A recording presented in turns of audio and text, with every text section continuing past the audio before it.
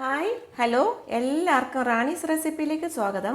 ഇന്ന് ഞാനിവിടെ ഉണ്ടാക്കുന്നത് മുട്ട ബജിയാണ്.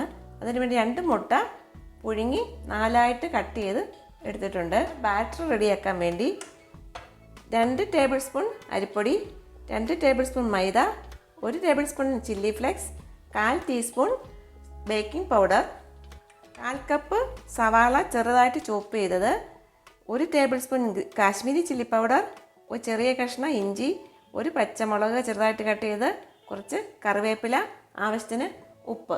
നമുക്കിനി എങ്ങനെ റെഡിയാക്കുന്നതെന്ന് നോക്കാം.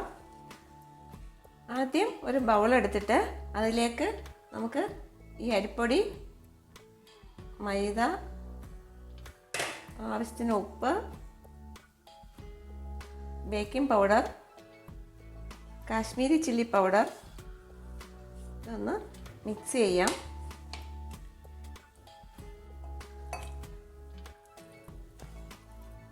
ഒത്തിരി ലൂസ് ആവല്, നല്ല കട്ടിക്കൊരു ബാറ്റർ ആയിരിക്കണം.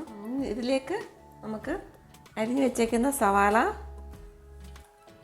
ഇഞ്ചി, പച്ചമുളക്, കറിവേപ്പില, ചില്ലി ഫ്ലെക്സ് ഇത് നന്നായിട്ട് ഒന്നുകൂടെ മിക്സ് ചെയ്യണം. ഈ കൺസിസ്റ്റൻസി ആയിരിക്കണം. നമുക്കിനി മുട്ട ബജി ഉണ്ടാക്കാം. എണ്ണ ചൂടായിട്ടുണ്ട്. നമുക്കതിലേക്ക് ഓരോ പീസ് മുട്ടയും ഈ ബാറ്ററിൽ മുക്കിയിട്ട് ഇട്ട് കൊടുക്കാം.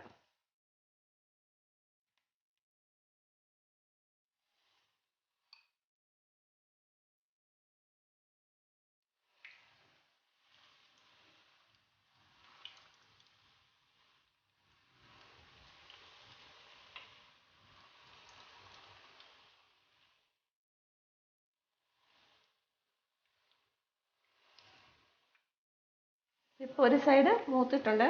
നമുക്ക് തിരിച്ചിട്ട് കൊടുക്കാം.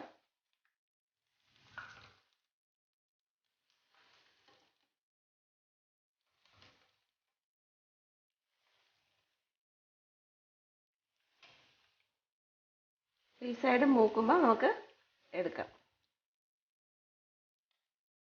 ഇപ്പോൾ റെഡി ആയിട്ടുണ്ട്. നമുക്കിത് ഇതിൽ നിന്ന് എടുക്കാം.